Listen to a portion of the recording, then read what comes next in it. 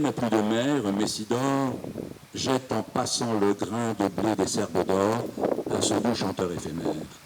Mais le bleu Messidor, espoir des lendemains, n'a jamais fait tomber de trésor dans les mains de l'enfant qui n'a plus sa mère. La nature, veillant à l'ordre des saisons, habille les brebis de leur chaude toison dans les mois d'hiver où nous sommes.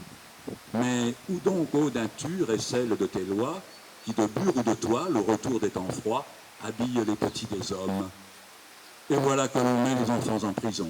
Regardez, ils sont là, frileux, sans horizon, dans un coin de la vaste salle, étalant tristement leurs chemises en lambeaux. Les yeux mornes, les pieds dans de larges sabots qui retentissent sur la dalle. Ils ignorent la joie et leur sourire ment. L'ennui tisse leurs jours. Le bonnet infamant pèse sur leur tête mignonne.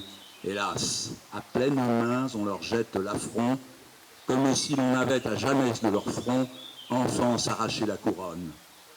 Qui sait les durs travaux que font leurs jolis doigts, que de charmants jouets ils taillent dans le bois pour d'autres enfants de leur âge, que de fois leur pensée a pris son vol ailleurs, et comme volontiers pour courir dans les fleurs, ils s'échapperaient de leur cage.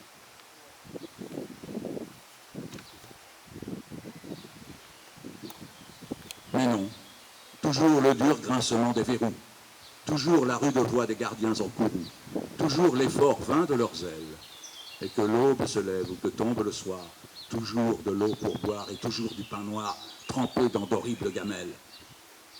Oh mes petits amis, j'ai bien pleuré sur vous. On vous a cru méchants et vous êtes si doux. Vos cœurs sont du côté du rêve, du côté de l'amour si tendrement ouvert. Oh, je voudrais vous voir courir dans les prés verts dès l'heure où le soleil se lève. Car il est dans le monde où vous irez un jour, pâle, nu, sans appui, sans toit et sans amour, des âmes que le bien étonne. Car on a pour le faible un sourire en nos cœurs. Et le mal prend souvent racine dans le cœur des enfants que l'on emprisonne. Il a écrit cela à la prison Saint-Pierre de Marseille en novembre 1871. Et ce poème, Les enfants en prison, pour moi, a deux résonances. L'une, pas tout à fait récente, mais à laquelle je suis très attaché, parce que j'ai travaillé sur les scénarios et les scénarios inédits de Jacques Prévert, c'est justement la bataille de Prévert pour la fermeture des bagnes d'enfants, dès 1932. Et vous savez que Prévert a écrit justement La chasse à l'enfant, qui raconte une révolte à Belle-Île, où il y avait un bagne d'enfants. Bon, ensuite il a écrit un scénario, etc., que j'ai pu réaliser justement pour la radio, que Marcel Carné avait commencé, et qu'il n'a jamais terminé, parce que Carné, bon, qui n'était pas très net, jouait l'argent de la production au poker, et les producteurs ont confisqué les bobines. On ne sait jamais ce que c'est devenu. On avait commencé à filmer avec Anouk Aimé et le jeune Reggiani. Anouk Aimé, elle avait 14 ans. Et quand j'ai appelé Anouk pour lui dire que j'avais réalisé le scénario, en scénario pour l'oreille, en extérieur, à Belle-Île, etc., elle m'a dit, mais comment? C'était un film maudit, personne ne l'a fait. Elle était tout à fait étonnée, elle était complètement bouleversée. Et La chasse à l'enfant, que vous connaissez, le poème qui a été mis en musique par Cosma, remarquable, c'est le produit de la lutte de Prévert pour la fermeture des bagnes d'enfants. Et lui, Clovis Hugues, alors qu'il est en prison, lui-même, il prend la défense justement des enfants qu'on emprisonne. Et aujourd'hui, qu'est-ce qui se prépare? Qu'est-ce qui commence à se mettre en place?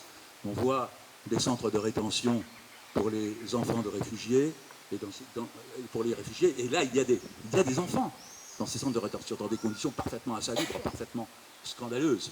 Et puis, il y a d'autres pays, bien sûr, où c'est encore pire. Et puis, ces enfants sont exploités. Il le raconte dans son poème, sont exploités dans les prisons, on les fait travailler gratuitement. Mais qu'est-ce qui est cherché aujourd'hui par ceux qui possèdent, justement ceux qui possèdent des moyens de production, ceux qui ont le pouvoir, etc. C'est justement de revenir au travail gratuit. Alors il y avait déjà les stages en entreprise, hein, c'est quand même déjà pas brillant, mais là maintenant, avec la destruction de l'enseignement professionnel, ce qui est programmé, c'est des choses absolument épouvantables, et véritablement l'exploitation des enfants, le retour à l'exploitation des enfants. Donc là, on est avec Clovis Hugues dans une problématique de l'époque, hein, la lutte contre le travail des enfants, et puis on est dans les problématiques qui malheureusement ressurgissent aujourd'hui et contre lesquelles il faut se dresser, se révolter. Alors, C'est probablement dans ces poèmes de prison que Clovis Hugues a donné le meilleur dans sa poésie, parce qu'il mêle une certaine facilité de plume, parce que sa versification elle est intéressante, mais ce n'est pas celle de Victor Hugo tout de même. Il ne faut pas non plus quelque chose